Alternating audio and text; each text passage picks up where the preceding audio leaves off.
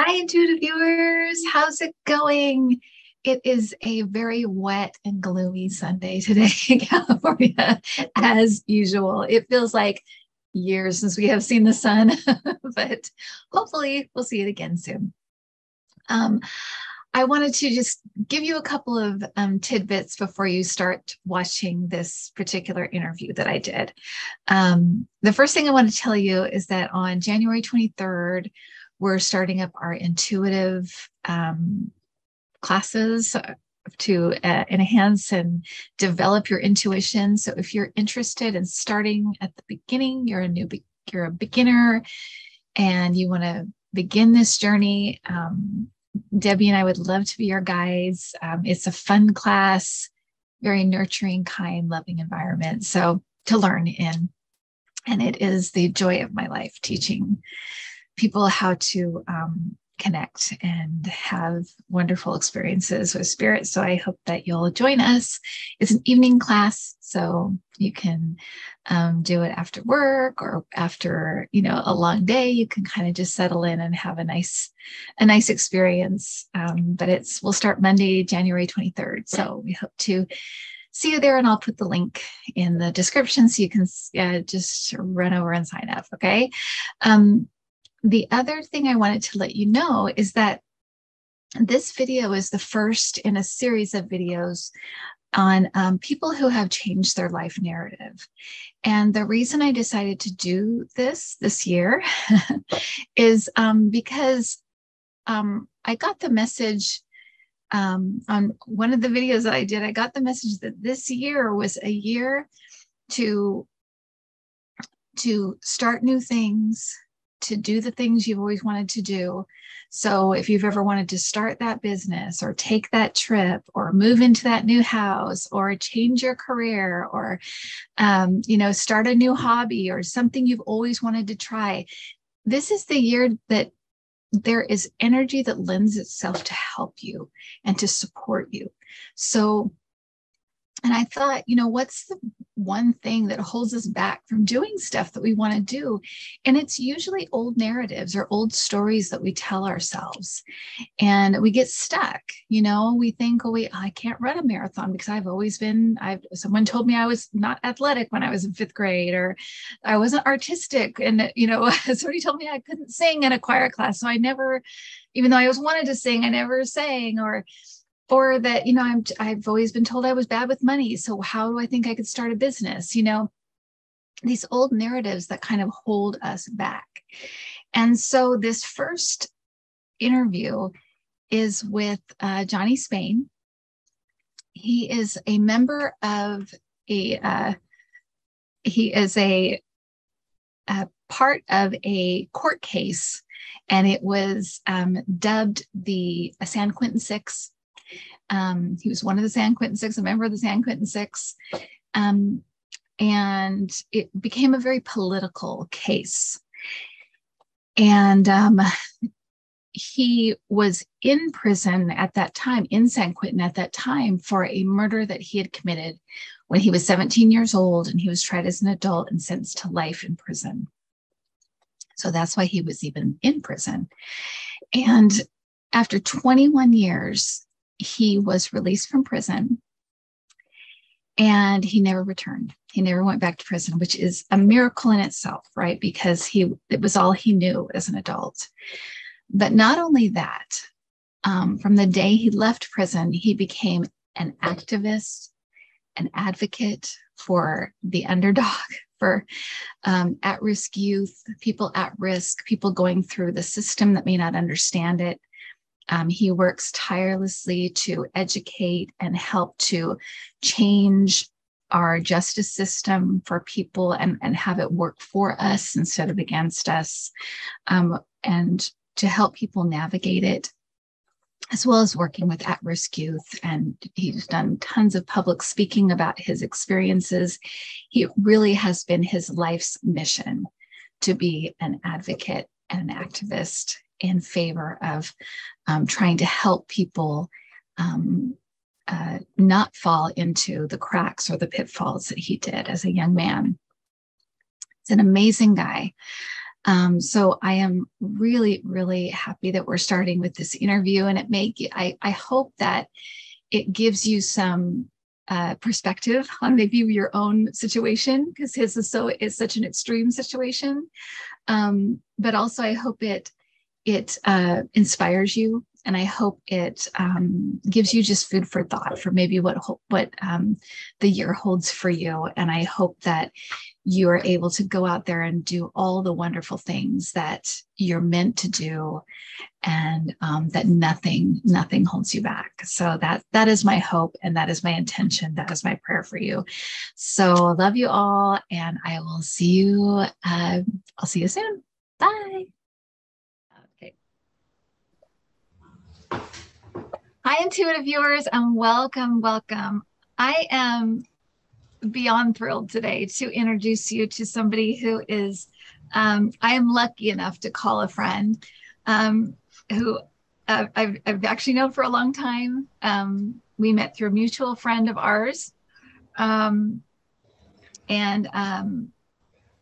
He's a many things, but he's a political activist. He's an advocate. He is an all-around great human being. But I just want to, I have the pleasure of introducing you to Johnny Spain.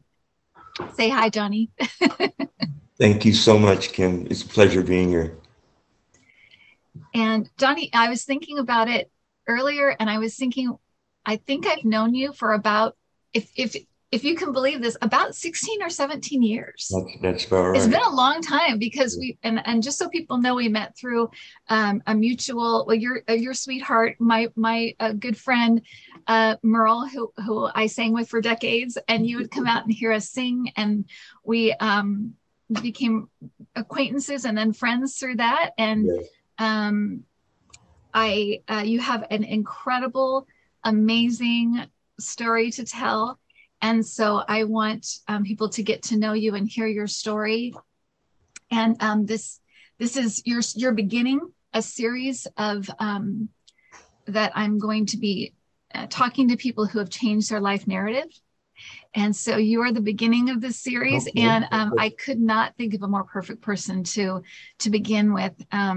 So when I asked you where you wanted to start, you said, if I'm going to tell my story, I have to start at the very beginning, because there's context there that people need to understand.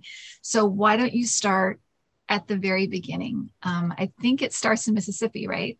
I began in Mississippi. I was born in 1949 in Jackson, Mississippi. My mother was white, and she was married at the time to a white man. And my mom had an affair with my dad. And then I come along in 1949 in Jackson, Mississippi. It was I laugh to comfort myself, because it was, by the time I was 6 years old, people were burning crosses on my family's lawn saying, "You get rid of him or we will." And my mother, she was a nurse, and my father, not my biological father, but the only father I knew in the first 6 years of my life, was my mother's husband, was a truck driver. And after I was born, the friction, obviously, between them grew to such levels that it was terrifying. Now, I've put a lot of thought into it, and I've actually talked to a lot of people who helped me go back over those times. And though the times in and of themselves in the mid-50s in Mississippi were horrible in terms of this construct of race in our society, and it really was dangerous, but my mother couldn't go anywhere else. And so she found someone, a black couple that she met through one of Fred's truck routes at a cafe. I introduced them to the Spains in California, and a black couple there. He was an electrician. She was a housewife, but a genius with numbers. and reading and all that. And I was sent to them in 1949, and a few years after I got there, I was adopted, and they actually kept most of my name. My name was Larry Michael Armstrong at birth, and that was changed to Johnny Larry Spain after the Spains in California, Johnny and Helen Spain. One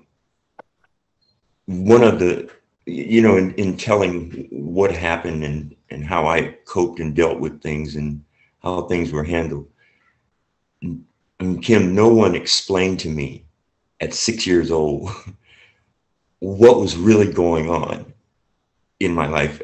And people say, oh, you must have felt abandoned. And there was that. Yeah, I felt that too. But there's also in a lot of situations where kids have to be given up for reasons that are tough for society to handle, let alone some kid to handle. It was a case of, I was never sat down. I mean, you can say with segregation, racism, you can say all of those things to a 6-year-old, but my mother was very protective of me. And she introduced me to reading and writing at 4. And by the time I was 5, I was reading, not cursor yet, but anything that was in print, I could read it. And that would be the foundation and the basis for years and years later. Like, you learn how to read, you never forget how to read, and it in many ways helped shape and form the rest of my life in a lot of various times and in various capacities. With the Spains, I was actually, I had the great fortune of meeting a series of athletic coaches, because I was in terrible shape as a kid, psychologically, spiritually, because it's like you're feeling you weren't good enough to keep. And people can say, well, abandonment, yeah, there's that, but there's also that you weren't good enough to keep, that some kids, and I certainly latched onto that. Well, my outlet for that buildup of tension and pressure was athletics. And I met a series of athletic coaches who gave me things that would also contribute to the rest of what I did. I was one of the first kids, if not the first kid in the United States to letter in 5 sports in 1 year in high school. Wow. Well, I mean, I was on my way as an athlete, right? But that was a kid who was in a lot of pain, and there were too many things undiscussed and unresolved for me. And I had just sports. That's what I had. Johnny and Helen were great people, but they didn't explain any of the stuff that was going on in society, in my life, that was impacting my life any more than the people in Mississippi did when they sent me away. Right. So I didn't help in that regard. So saying the only outlet was sports. Rather than take that route of sports, however, I wound up running with the gang kids in LA, and eventually got involved in a robbery where an altercation occurred and a man was shot and died in that altercation and in that robbery. And under California, that is defined as a felony murder. You're committing some felony and someone gets killed. Well, you're directly responsible for that, whether you did the shooting or killed the person directly or not. In this case, I was the kid who was wielding the gun. And it's you hear it as a cliche where people experience things in their lives and they think, I have to live with that every day of my life. And it doesn't mean a lot when people say it many times, or it's somewhat less serious consequences and circumstances going on. What this was is I look back on my life now and say, everything I did, I could change, except the action when I was 17 years old. Can't go back and change. You can never change that one. And that also directed much of the influences that I experienced in my life, that heavily, in terms of me understanding, developing my own sense of compassion. So anyways, I was sent to prison at 17 years old, tried as an adult, and sent to prison for a life sentence. Oh my God. Now, life sentence, we didn't find out until years and years later, 21 years later, really, that there were about 133 other youth in California who committed the exact same crime. And the outcomes were predictable. I mean, they were real clear.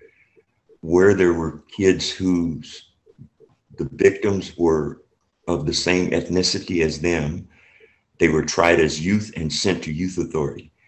Right. Any of the kids whose victims were white and the perpetrators were not white, those 17-year-olds were tried as adults and sent to state prison. Wouldn't find this out again until 21 years later, or 15 or so years later, when there was such a disproportionate issue of punishment and penalty for the exact same crime, depending. And it shows one of those areas where people say, oh, don't give me this, things happen in your past and you get over it. It's hard to get over something that you can never forget and that is always going to impact your life as a human being. And it helps shape, for me, fortunately, it helped shape some inner strength and a reservoir of my own compassion through my own pain and my own going through life as I went through it. I began to pay attention to what was going on around me, what was going on in the world, educated myself to the point where I was taking all the college courses I could possibly get a hold of in there. And as it turns out, that was the thing that process.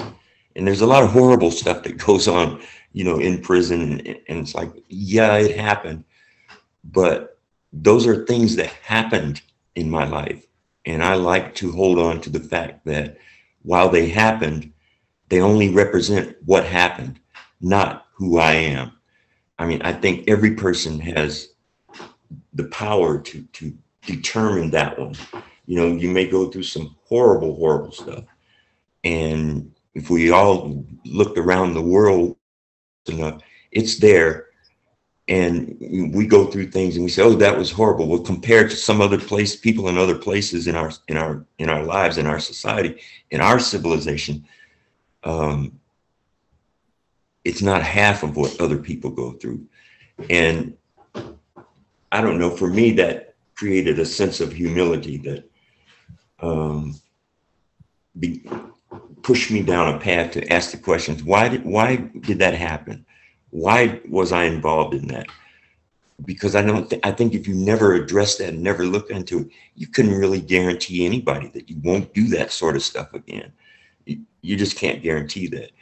And it wasn't into the proving to people that I wasn't like the kid at 17, that years later I would not be like that kid.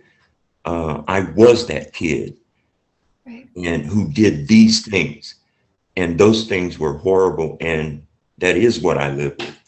But even that, it's not who I am, because I did ask and answer the questions. Why did this happen? Why was I involved? I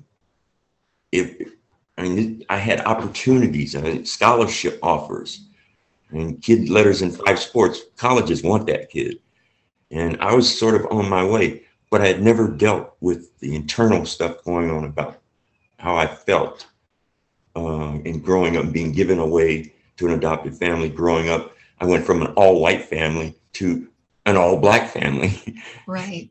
In one day. You know? Right. Right. And it's like people at the time, they weren't even discussing these things in terms of, you know, helping a person transition from one place, from an old to a new. And then you add all these other, well, a 6-year-old, old to new, 17-year-old going to adult prison. So on the outside, things seemed, you know, you were with your family now, you were lettering and sports and having all this success, but internally there was still a brokenness happening that needed to be addressed and looked at and understood. And through going to prison, it sounds like you started to, everything stopped, and so you dug in, it sounds like. Well, getting to prison at 17 and seeing the things in 1966 that I saw in there, it wasn't surreal. It was just overwhelmingly vicious in that environment, what was happening to people. And I was in the process. I'm guessing that in the range of 17 to 26 or so, in those years, that's when people really start getting out more in their lives. Right. And interacting. And that's where the definitions of certain behaviors and protocols and values are obtained or lost. And I realized that they were being lost while I was in prison. Mm-hmm. And I took that to heart and said, I'm not going to die in this place, because while the original crime for which I was convicted was serious and should be punished in accord with any civilization, or should be, but it should not only be punished, it should be addressed, so that when a person comes out of that experience, that it's hard to think of this, but they come out a better person. Right. I think that's where we get into problems when we start. That's the only, am I a better person? Well, it's like I'm a person with more knowledge, with more compassion, with a broader range of intuitiveness about what other people's circumstances may or may not be. Not as closed off, not as afraid. I mean, these are all things that I had to deal with on a daily basis in prison. And overlapping that with, well, the original thing, crime that happened, I was carrying a lot of pressure. It didn't wear me out. I mean, it was horrendous and strenuous in a number of even unmentionable ways. But at the same time, it did not wear me out. And in fact, it allowed me time to address and train my own mind, get in touch with my own feelings. And, you know, it may sound cliche, and that's okay. It may even be cliches, but to me, it was a process of development. And I had to assure myself of who I was. And I did that. Right.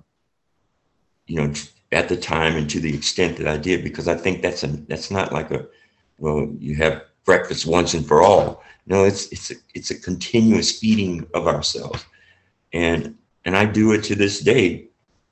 In everything I do, when I talk to younger people about the things they're going through, I don't use my experience to say, "Hey, I've done it all. You know, I'm this or that." No, here are some things that really happen, and here's why they happen. Try and look at those things and compare them to what and why things are happening in your life. And one of the things I do feel really great about is that I've helped a lot of young people just get centering and a balance for themselves in horrible circumstances, not prison necessarily, but horrible circumstances. And to have some of those kids come out of it really strong people and people that you know you've had a part in their beauty and greatness. It's like it's them reflecting what they learned, and it's being done in way better ways than even I did it. And that's the thing that, you know, it gives me hope, and it helped me grow in the same instance. All, you know, while this was going on, some of this stuff would come and I would go, wow, that just happened. Something really great. This kid, and just to give you an example, a kid told me, he came to class. I was teaching at an alternative high school, a civics course. And this kid came late, and he gave me his excuse, so I reiterated it for him. I said, so because of A and B, you were late. And he says, yeah. And it showed me that he had thought about it, but he had ended the thought. I said, well, what about B, C? What about C? And it dawned on him, and he says, I have ADD. As soon as he said that, I said, I have ABC. And he goes, what? I said, what? You know, it's like, and he immediately got off of it. He says, oh, okay. He said, look, I didn't do my homework or my project work. And he says, I don't have ADD. I said, well, I appreciate that and your honesty, but I do have ABC. And he goes, what's ABC? I said, ABC, you little. And the other kids are listening to this. Right. It allowed me to connect with, 23 seniors I was in charge of at the alternative high school. Right. 21 of them got in college. And, wow. And it's not just because of me. We had other people there who were just as staunch on maintaining that we control our values, not someone else. You know, you say, well, I can't be a human being because the system, or because of the philosophy, or because of my position, or because my ego. When you start doing that, you start trading your values. And to see these kids hold on to their values, kids that had actually been thrown away by our horrible educational system. We're in an alternative high school, and yet they get in college. And two of those kids had gotten PhDs. One of them. Oh my gosh. It's like, yes. I mean, I know that those are the exceptions. I understand that. But what we did wasn't so different, and wasn't so, and it certainly wasn't costly. You know, we connected all the teachers there, and we tried to connect to the kids, and we talked about not just the schoolwork, but why aren't you doing your schoolwork? I wasn't asking those questions when I was in California and adopted early on. In fact, I went to Catholic school for almost 9 years when I got to California. You had such a different kind of education that you thought, what is going on here? What is happening here? How can you not know these things? and people can argue Catholic nuns as teachers, right. but you didn't go out of the classes unable to read and write, you know. Right. And it's like, well,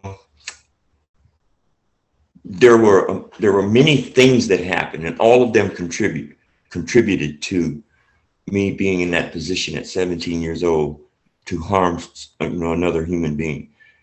But the years that I spent contemplating and redirecting everything of my being so that couldn't happen, those were the things that when kids hear those kinds of, my experience is a little more extreme than some of them. Some of them these days are a little more extreme than when I was in, but they do get a sense of what's going to happen, what could happen, what's likely to happen, how to be critical thinkers, right. And address these things, how to be a proud human being that does not demean another human being or depreciate the value of another human being and yourself when you do that. these kids really got that. And right. And when you have, I know that you also put together the, you saw in prison the correlation between being uneducated and ending up there, because I know that you yourself taught people to read in prison, that they did not know how to read. it was, that was one of the most humbling experiences in my life, because there was a guy in there who was legitimately deaf, and I saw him trying to get through a security gate, and he's putting on. Oh, there's a puppy dog. Oh, Soji, thank you, baby. Oh, thank you. Go see Emily. Go see Emily. Go see Emily. Come on, go see. As it turns out, I intervened between him and the guard, and I turned my back to the guard, and I didn't know how to sign. But this guy, he could understand what you were saying, but he was a little deaf. Mm-hmm. And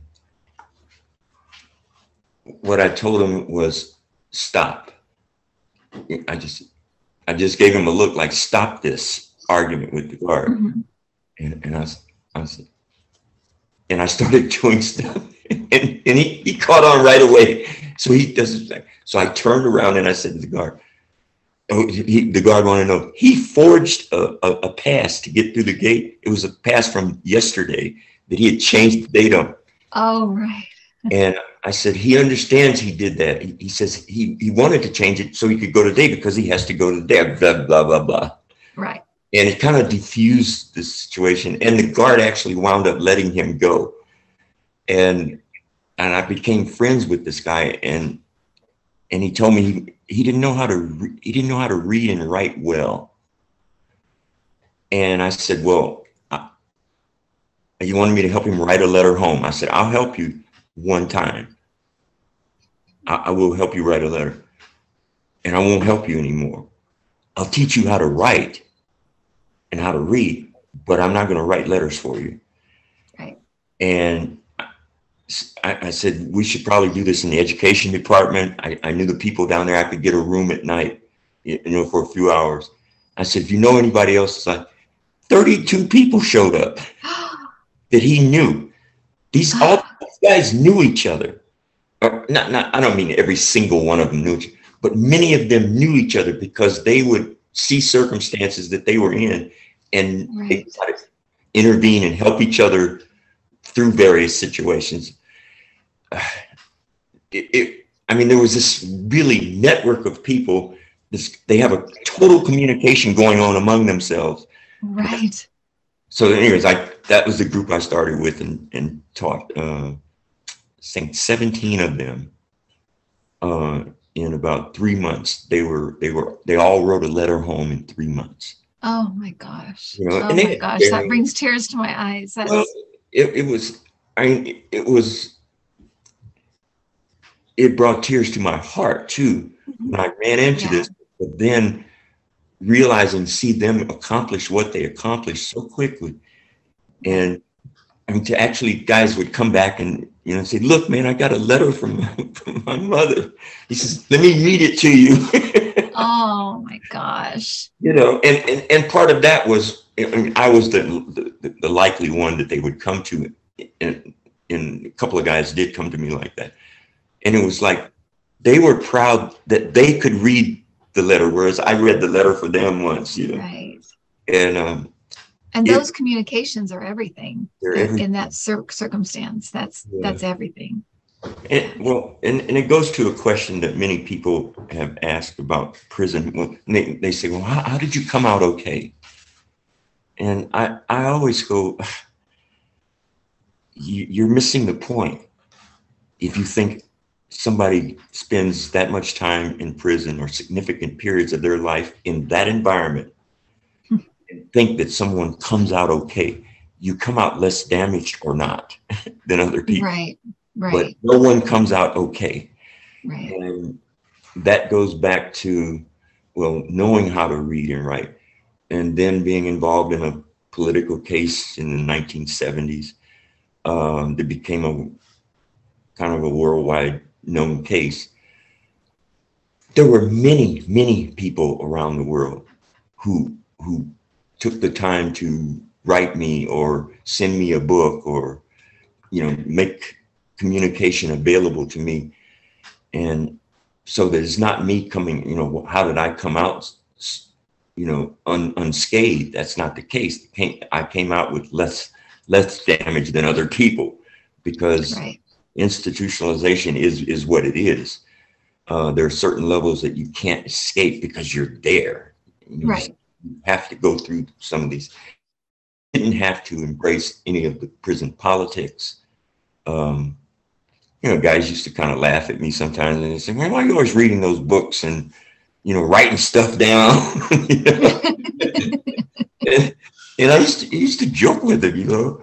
I said, "Hey, I'm going to teach at Stanford one day," you know. And these guys, they said, "Right, you're going to teach at Stanford." Looking back on that, it's like I represented kind of a light for them. And at the same time, they represented a light for me. Right. Because, you know, I didn't know when I was going to get out of prison. So I didn't want to live in a place where people, a bunch of homicidal maniacs running around, you know. So that's what led to me, when I was inside, became involved in organizing people in prison, Right. which didn't go over well with the Department of Corrections. Well, and talk about this you kind of brushed over it, but talk about this case you became involved in was it 1970?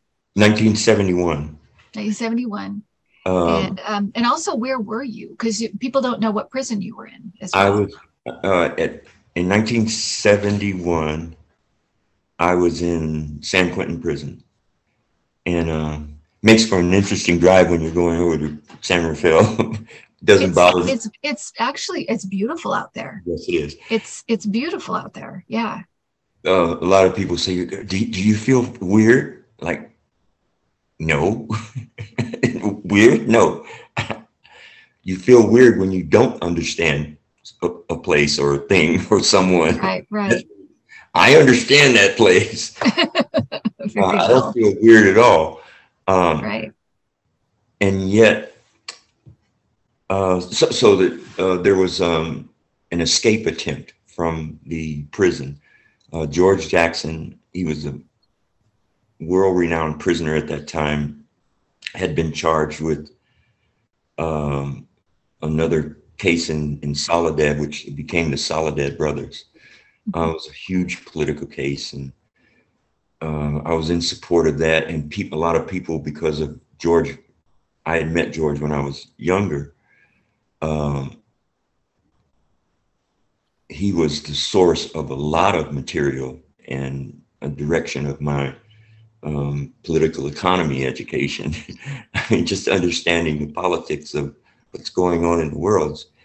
It changes the way you value or devalue things around you. And I got to a point, Kim, where people would say, "Hey, did you hear what happened on the second tier or the third tier or in another unit?" I said, "No, I have a question. Does what's happening up there influence me getting out or remaining in prison?" Right. And I said, hence, I don't. and I would say things like that. You know, Right. I was a good guy in there. You know, I stood up for people, not, you know, a culture or ethnicity. I stood up for people, not just prisoners, but for guards too. There were people in there who were really good guards, and there were people who weren't. But I didn't let any of that disassociate my ability to treat them and see them as human beings. And I got treated in many instances, particularly later on, respected for being that way. And a lot of prisoners followed the thing, you know, my advice on things. And where I was, there was less trouble. You know, it's like it made sense for me, but it made sense for them too. It was kind of an addition to the things I was doing for myself in my life. Right. And I never viewed it more than that. I never view a leadership position as power for me, because I'm in prison. I don't want the power they're offering in here. Right, right. And that period I was saying from 17 to 26, 27, because I didn't have the variation of wonderful things happening in my life at that moment, particularly in San Quentin and Soledad prison. I had to become, people say, well, when did you make the transition from becoming a boy to a man, whatever that means? I said, well, it was in prison, but I didn't have the choices that people had in the larger society. I was limited by process of elimination. I don't want to be like that. Right. I don't want to be like that. And that is one way of learning these things, but it's a tough way. And it's easy to become desensitized. And I just saw these things all around me and decided I'm going to get as many people to see what's going on, because this stuff, it shouldn't be happening like this. It can change, but people have to believe in themselves first. And one of the things, I guess the most important thing I did in prison was take responsibility. Right. And I think that's the single most important thing I did, because prisons and jails in and of themselves, by definition, the first thing and the absolute thing they do to you throughout the course of your incarceration is relieve you of all sense of responsibility. And I would not accept that. I couldn't live by the convict code or the prison, because they were insane. The guard code, they're insane. They're in an institutional setting, and this is chaos and madness. And Kim, I paid attention. I mean, that's right. I really felt my life depended on me being able to perceive and analyze immediately feel what's going on in here. Right. And it helped a lot of guys in there. And I don't know that all of them, the guys I ran into or worked with or helped were, I don't know how they've made it in life, but there was a core group of us, 7 guys, that all of us have gotten out since then. None of us ever went back. Mm-hmm. There was no chance of us ever going back, because we left there understanding why people were coming back. We would ask them and get real answers like, they just let you out of here last year. What are you doing back in here? And they would tell you the real answers, So I had my own clinical study going that I borrowed from and used to inform my actions and attitudes and my behavior. And I did it in a way that was true to form. This whole thing. There were guys in there that when I was close to them, I called them brother. And I don't mean African-American guys, any guys that I became close to, we would acknowledge each other as brother, because that's the way I presented myself, and that's the way they understood me. I never deviated from the truth as I saw it. And right. I don't have the ultimate truth for anybody, but as I saw it, there were some parameters and some issues on the table, like our humanity, that for me were not up. They were not up for negotiation. Right. These were things that I could preserve and develop and nurture. And yeah, it was hard times and hard circumstances, but I don't regret what I learned from that experience. Not in the least. So we have to provide some context for people, because you're part of your experience was when you were started talking about George Jackson and a prison break out of prison. And so take us from there through your trial and how you're sitting here today, because you had a life sentence at 17 years old. But tell us the circumstances that led to this, as you say, a kind of a worldwide kind of known political circumstance you were in. Well, yeah. Let me try, because yeah. in the mid 60s through the mid 70s, there was an incredible amount of prison building expansion in California. Right. And I've done research papers on this specifically, where I looked at all of the news that was put forth in California and how it trended out in terms of being presented to various places in California and up and down the state. Right. And one thing that happened is that between those, it was about an 11-year period, 1966 to 1977, in that general area, the crime rate in society didn't go up or down more than 0.5%. I mean, the crime rate was what it was normally is. Wasn't that intense. What did go up almost 1,300% in that same period was reporting on crime in all medias. So that people were being hit with crime in the media. Right. And it's the same crime that had been going on in 1966. But here it is 10 years, 11 years later, and it's still crime. Look at the prison. The public was prepared for crime. Got to do something about crime. And yet, so when the bills came up to build more prison, they said, yes, build more prison, because they said that it didn't impact crime at all. It did impact the economic structure in California at that time. In terms, the most powerful workers' union in California was the prison guards. Right. And and again, it's like I make no bones about it. Never had. There are prisoners that I've known that are my best friends now. There are guards. There are guards in my life that they're retired now, but they were good friends to me in there, and we never stopped being friends. That circumstance didn't change who we were, and that allowed me to be who I was.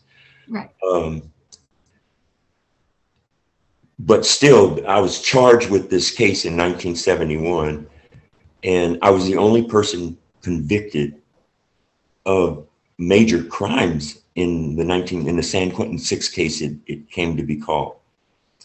And the context that I would like people, because I know people say, well, you committed a crime and now here's another crime, you're being charged with more of the same crime.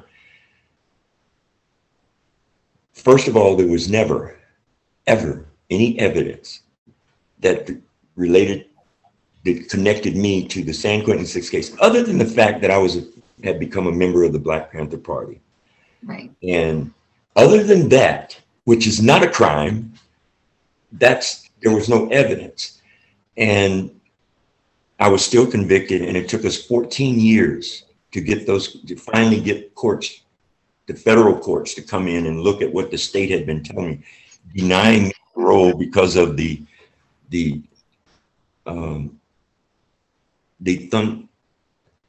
thunderous circumstances of my birth. What? Wait a minute. I don't think I'll ever be able to change that one.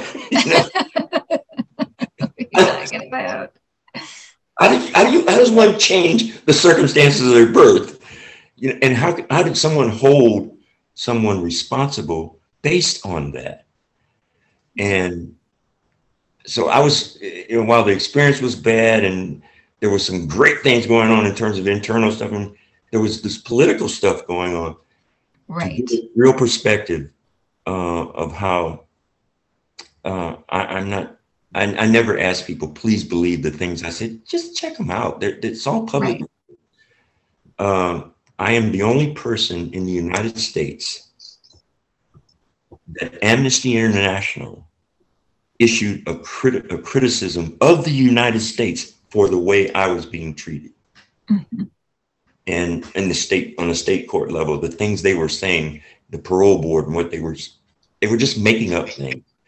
It took a long time, but that finally, it played out. A lot of effort, a lot of people, great people that I met became really good friends in my life, lawyers and investigators and just people from all over. Amnesty International would never allow themselves to enter into a case that they're criticizing if there was violence involved, if people were accused of violence. And I was clearly accused of violence in San Quentin. Right.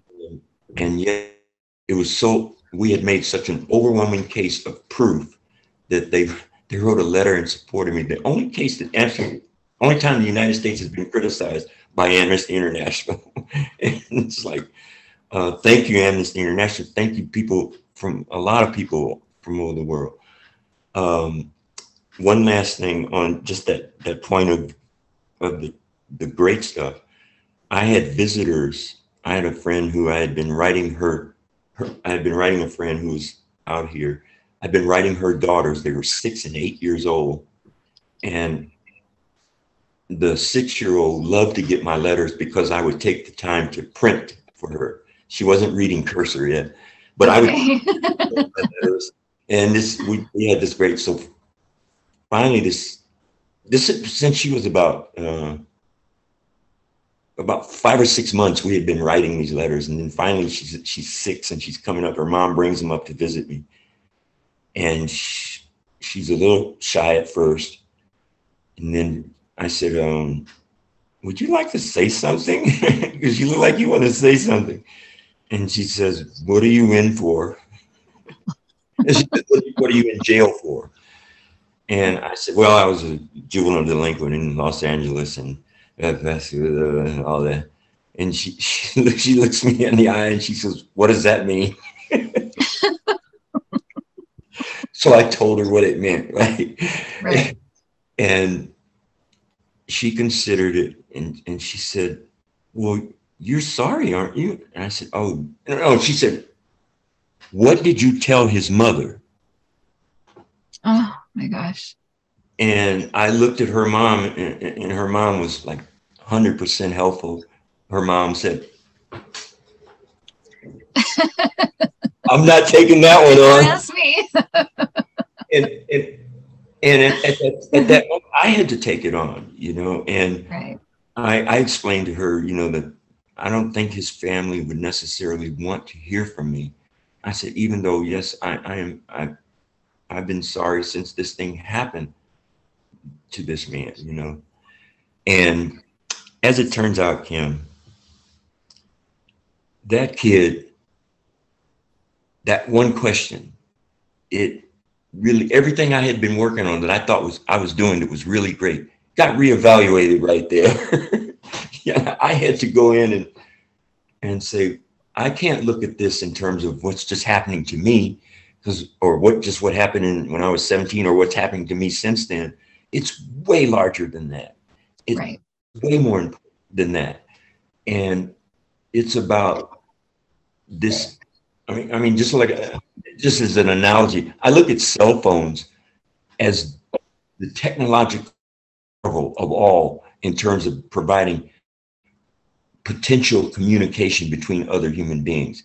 And yet, the flip side of that is it is causing people to become so alienated from each other in their everyday meeting and passing and interaction with each other, because people are having wrecks because of being on the phone.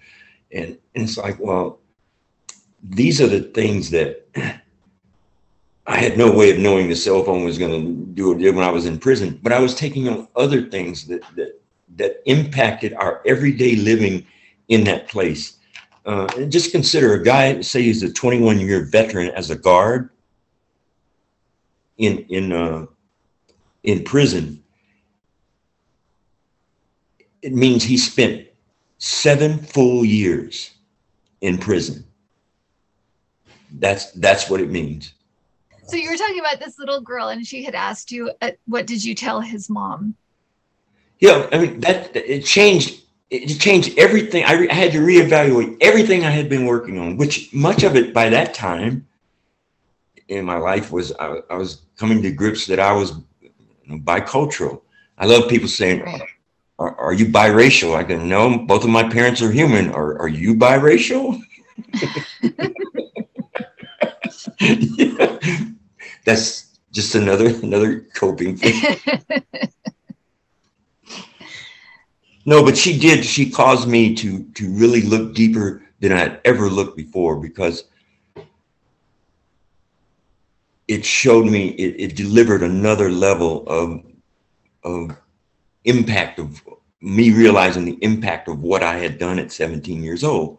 Right. Like, oh God, that one, I could never let that one go. It's like one that I think, people say, didn't you ever feel like giving up? It's like, no, because I thought what I was working for was really cool in terms of I wanted to become a human being in there, and it was tough to do, to get in touch with my humanness in there and not lose it to the prison circumstance. Mm. And I never did. I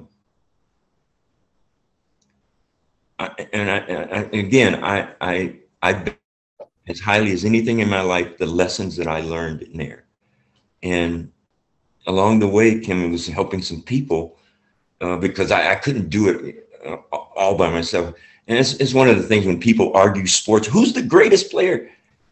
It's like every one of those guys that you're asking about, is it Michael Jordan? Is it Steph Curry? Both of those guys, the first thing out of their mouth is, this was a team job. Right. This championship was a team job. And life never stops being the team job until we start treating it in a way that equates a popularity or money or whatever one latches onto. I'm not criticizing any of those. I'm saying, but when that becomes more important than our interaction with other people, that's the alienation that I began to understand as clearly as ever when that young girl asked me, what did I tell his mother? I mean, right. To this day, I thank her, because she in many ways, in ways that I came out of there okay, well, she was directly contributed to that, Right.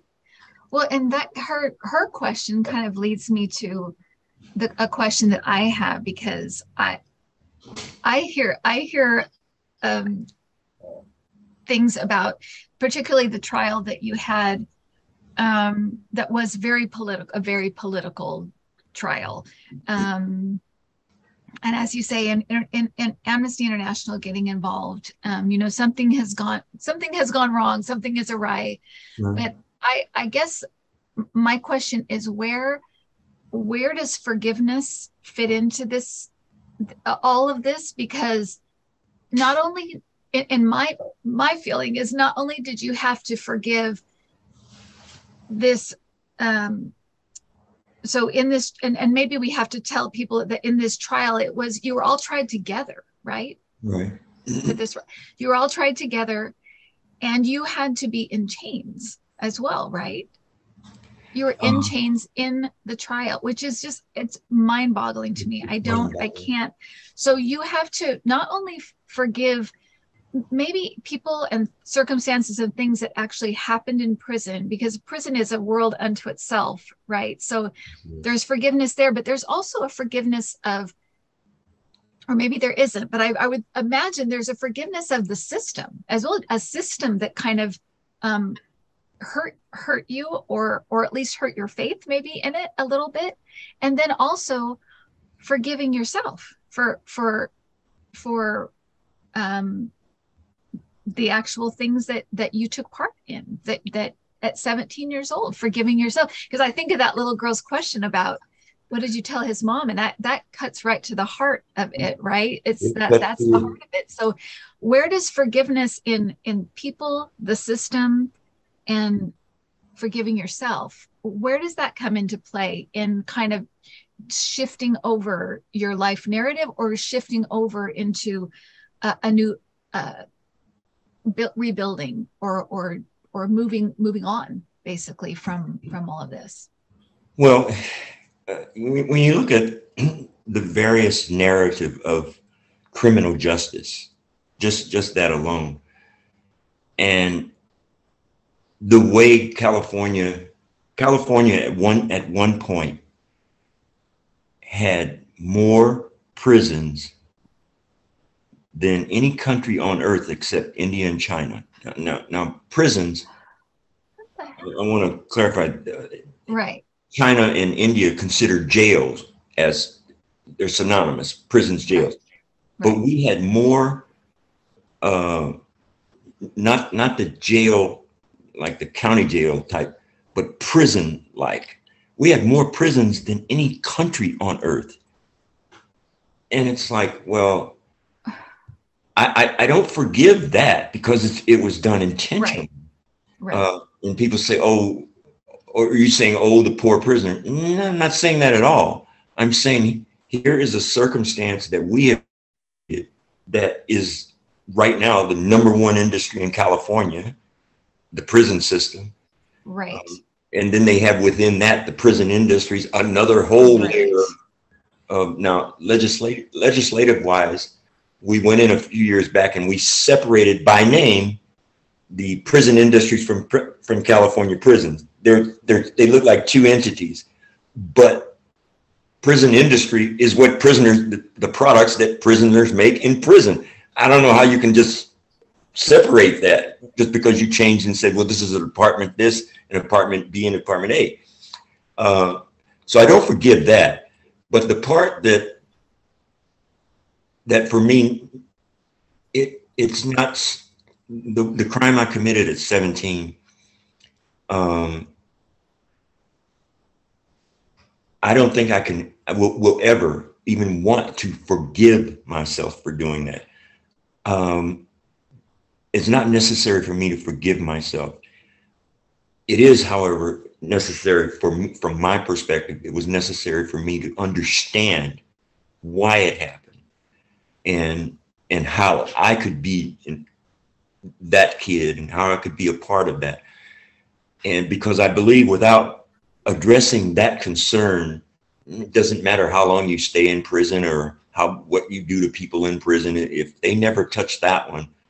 And it is clearly a social, not just a psychosocial issue, it's a socioeconomic issue that is being pushed so far in the name of profit. Right. And people have become simple commodities in that. And I'm not asking people to believe it. California prison system is not largest. It's as large as any corporation in California. And what kind of power does that kind of entity have? Well, they actually ousted a California Supreme Court justice, 3 California Supreme Court justices, when they overturned the death penalty. California Supreme Court overturned the death penalty back in the 70s, I believe, 1970, 71. The guards union mounted a recall, and they were saying, you've overturned death penalty cases. Now they get life sentences. Next thing, you're going to have these people walking on the street with us. That was, they orchestrated that. It was never even close to being close to the truth. Right. But 3 justices were ousted in the California Supreme Court because of that. They were recalled. And that's odd because the California death penalty was thrown out on a 4-3 decision. There were 4 justices who ruled to throw that death penalty out. Why wasn't the fourth judge thrown out? If that's why, you're saying they're being liberal, they're being soft on crime, but we're only going to throw 3 of the 4 out. Well, Right. that doesn't make sense until you look at the economic files and you say, oh, one of the justices, I think there were like 13 major offshore drilling cases pending. And this guy had the justice that who voted to throw out the death penalty, but who didn't get ousted by Californians, had control of those 13 cases. They were before him, and they already knew what he was going to do, how he was going to. In other words, really, you really put that before the people in California? Yes, you did. Yes, right. They. And it's like, well, I'm saying that I don't forgive, because I think that's something that we even to now need to realize it's still happening. Right. And we, people out here are, it's not that, Kim, I don't focus on the bad stuff that's been happening. And it's a whole line of horrible stuff that I have talked about in other settings. But it's none of that's important to me. What's important is that we have an ability to address, to observe things, address them, and come up with solutions. Again, to the great player, who's the GOAT? The GOAT is that person who says it was a team. That's the GOAT. So we're the GOAT. People are right. And we give up that power and that recognition far too quickly and far too often. And I look at what that little girl asked me. I mean, if we can ask ourselves that on just a daily basis, not about necessarily that level of infraction, and certainly not level of infraction of a crime, but look at it in the sense of how we view people, how our bias over people. When I was in high school, I was one of those kids that we had to run our laps all around the neighborhood, and people all around our neighborhood would always go, good job, good job. And I still do that. And I've done that. People have walked with me and people are running by me and I said, good job. And if you don't believe it, next time you're walking and you see somebody, just do that. Just tell them good job and watch their face. Right. It changes things. Just that changes things for a moment. I get that. It's not the solution to life, but it certainly is a better approach than this fear mongering we're doing that has economic profit tied to the end of it. Right. I'm not a go march person. I don't believe that's the way we change things, but I am somebody who believes that, look, these things are not open for negotiation, for discussion in terms of right or wrong. The facts are overwhelmingly evident. People just have to actually take a look at them, and not by just this, I want you to pass this because of some, a bunch of kids get shot somewhere, and then we want to go pass some laws after that, as though you think they got shot because we didn't have enough laws. We already have laws to cover that. Right. That's clearly what we do not need. We need some other things that are going to allow people to not be pushed into circumstances or not be ushered along a course that there's no good into that course. And we keep pushing them, some terrible stuff's going to happen. I just have to interject because you are absolutely a testament to and I think that you really do believe in the responsibility and the power of the individual, because I have never been around somebody everywhere we would go, hey Johnny, hey Johnny, hey Johnny, no matter where we were, didn't matter where we were in the Bay Area, hey Johnny, hey Johnny. And finally I said to Merle, why does everybody know Johnny? She said, oh, he's involved with this, he's involved with that. He was part of the San Quentin Six. And I'm like, what? So, but that you're such a testament to that, because you do connect with people on a very personal level, as an individual, as Johnny, sharing your experience, sharing the wisdom, sharing what you've learned, sharing what you hope will help others. But I think that I think you're so right, because I think on my channel, because it's a kind of a spiritually based channel, we talk so much about how this kind of shift in consciousness, a change in the way everything is going to happen through individuals. It's not going to be this mass thing that just happens. It's going to be individuals affecting other individuals. And you're a shining example of that. And I think that that's what you're talking about when you talk about, yeah, we can pass a law, we can do, but we have lots of laws and we have lots of things that we already don't follow or people don't listen to. Right. It is that human, personal connection. That is what makes a difference to people. That's what they internalize, and that's what they feel, right? And so that's what you're talking about.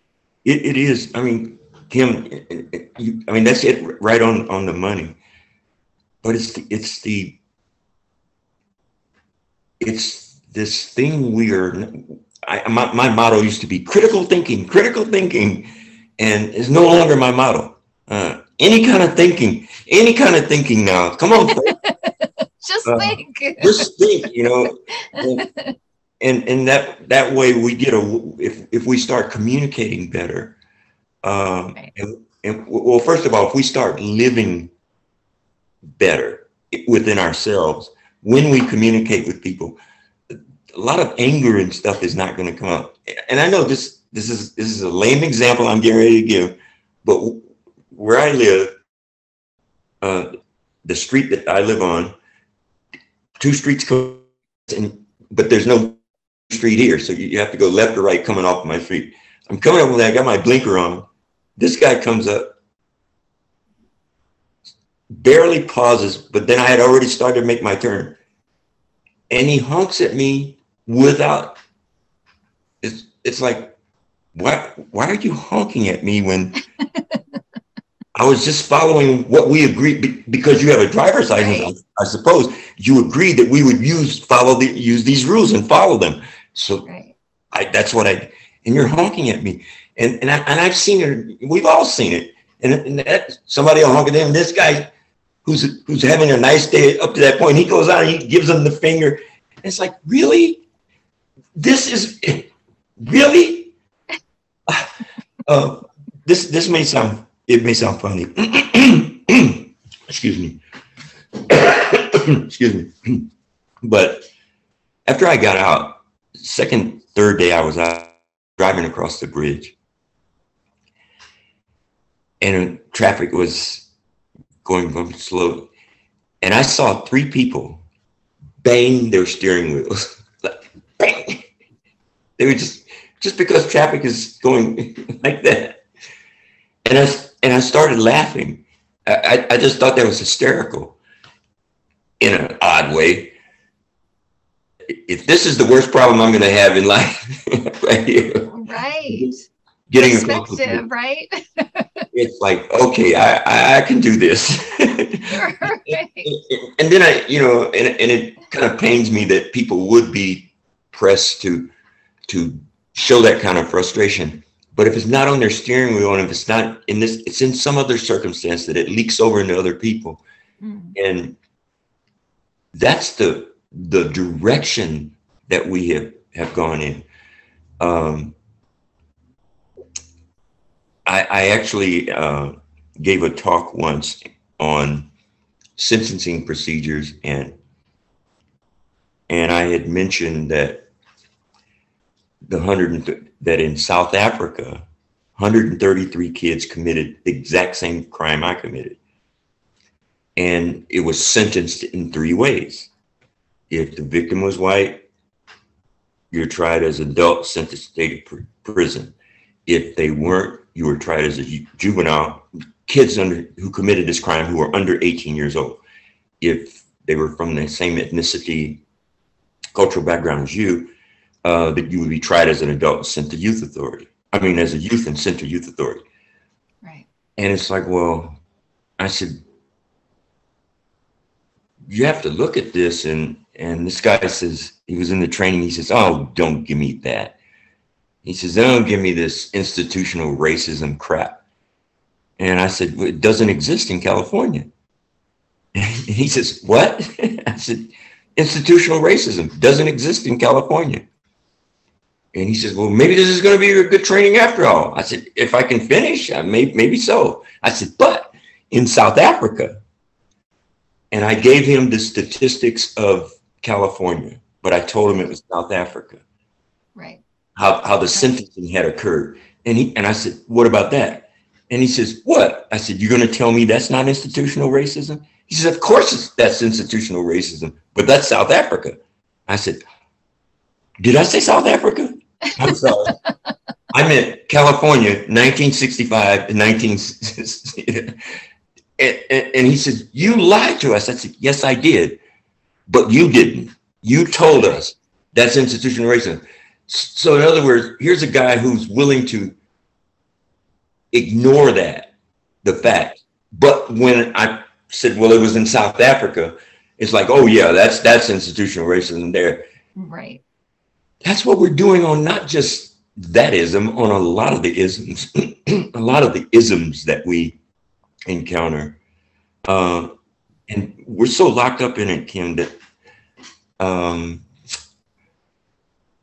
I don't know how to tell people to get out of that one as a whole, other than keep pointing at the, I still like sports, and those goat stickers, asking them who's the goat, keep telling you it's a team thing, Right, I couldn't have done this without these guys. Right. It's like we are on that circumstance on this planet.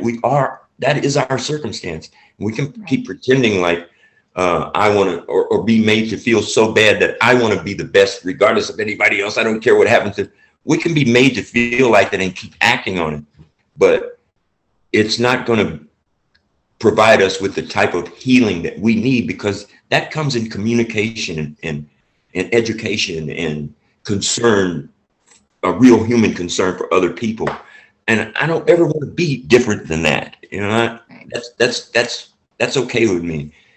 How to get people to overcome their own pains.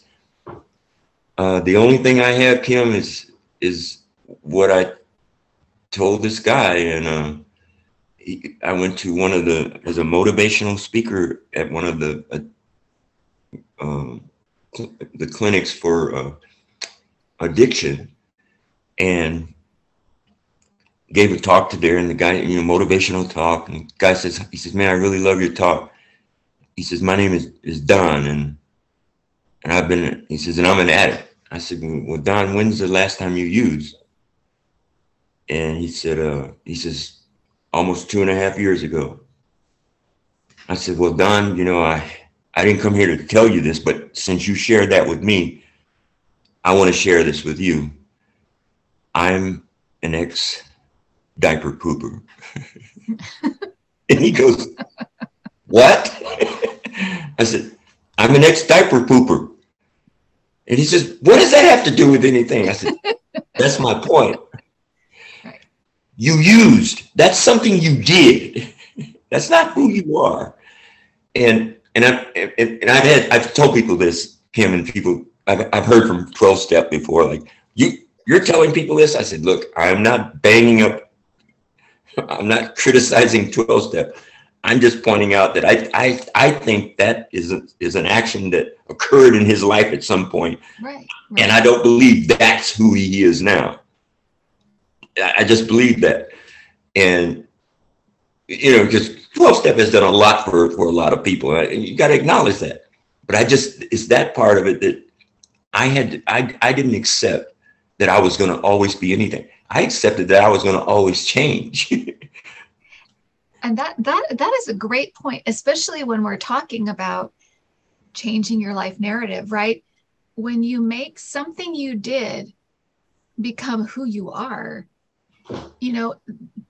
then It isn't. You're right. It's just an action. It's something that happened. It is something It's not who you are at your core, or who you can, or even who you can be. And a lot of people do that. They'll take one thing.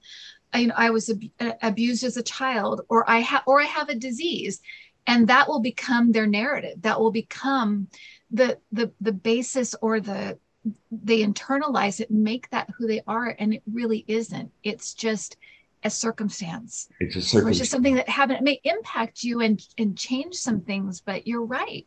I think that's such a great point. It's such a funny way that you put it that way. But I think that is exactly right. And that people always have that opportunity to move on from it.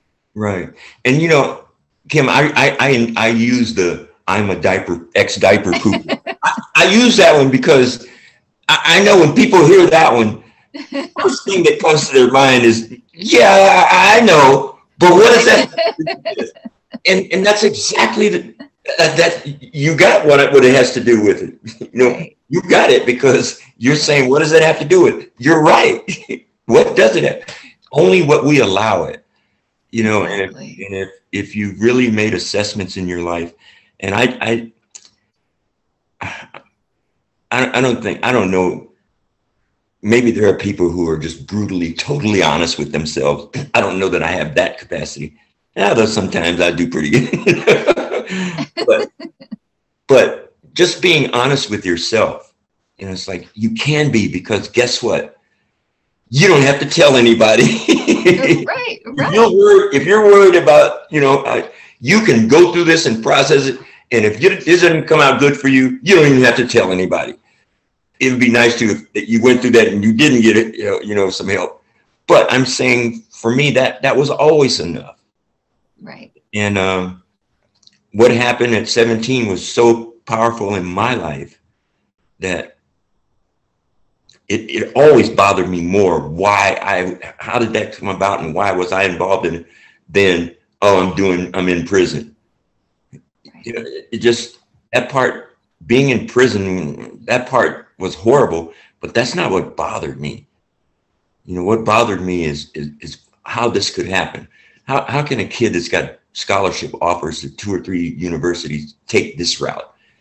That kid cannot be thinking, you know, and that was the case. You know, I wasn't thinking, you know, and it's not an excuse. It just is the fact. Right. Because I am thinking now, and you don't anyone ever have to forgive me for that. That you have that right, but I'm not going to adopt that stance right there. I'm just not, because I know that there are different circumstances for different strokes for different folks. Is another cliche, but it's true. Right.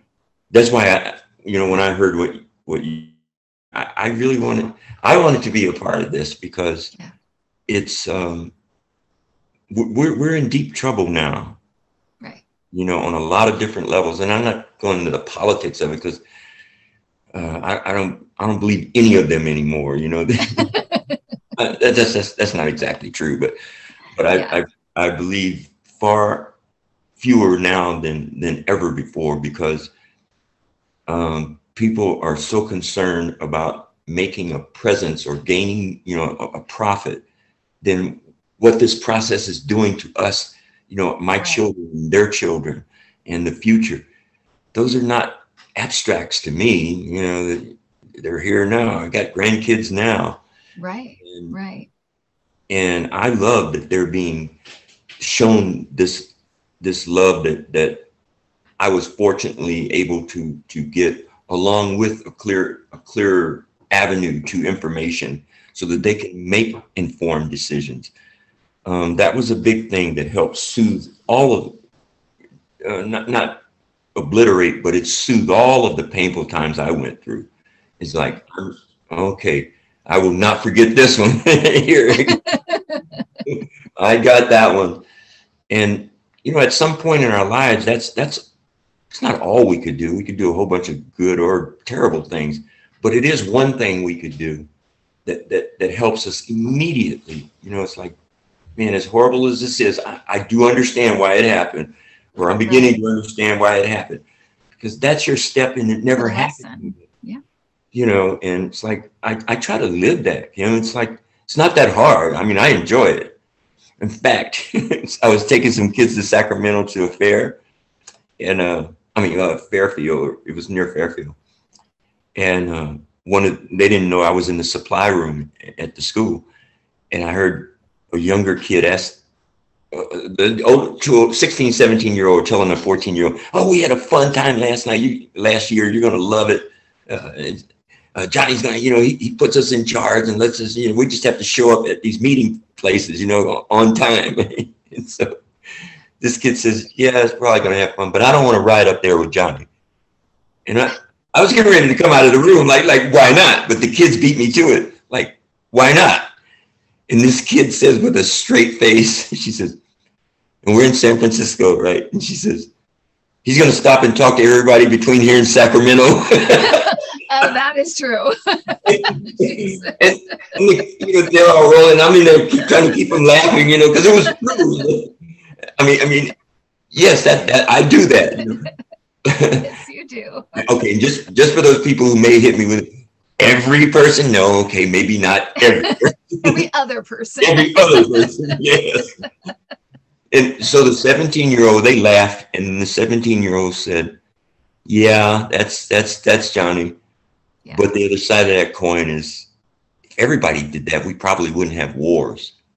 Oh. Wow. Yep. That kid, I knew right then that this kid, she's going to be okay in her life because, right. She, it's not just flying over her head. She's processing it, and yeah. And that's all in us. If we build that team of, let's get a bunch of other people who are processing together, and you find out that, wow, we have so much in common, and now that we can communicate, we can do so much, right. As opposed to engage in all of the other crap that all of politics is just becoming crap. Right. I mean, and it's that power of connection and communication, and that you're right. That is what's going to save us all. That really is that ability to recognize that we need each other. And Johnny, I want to thank you for coming on, and not just today, but I know how willing you are to share your story, to talk about it, to talk about what you've learned. You're an inspiration. You're honest about what you've experienced, what has happened to you, and to be able to share it and share that wisdom that you have and that you've gained through this life. It's truly something to marvel at. I just admire you so much, and I want to thank you so much for coming on and sharing all of this with us. We are better for it. Well, thank you for having me, and Kim, what you're doing it's critical for all of us. It's critical because you can't help but notice the downside because people are constantly complaining and burning them up and all that. But the other side is like the part we really have that belongs to all of us is us. Yeah. And it's not more complicated than that. It's like, I don't want to get to a point in my life where I can value a thing more importantly than I can all of us. It's like, that's the dehumanizing, the alienation part that I was sliding in that direction, and it's very easy to correct it. It really is very easy, not while holding on to all the crap with it, but just seeing it for what it is and who's doing what. And you're doing something that's critical. You are a lifesaver. You are a globe saver. Aw, well, right back at you. Thank you so much, Johnny. You're the best. Pleasure. Thank you, everybody, for watching. I hope that you enjoyed this conversation and that you got something out of it. And thank you so much. Thanks, Johnny. Thank you. Bye-bye.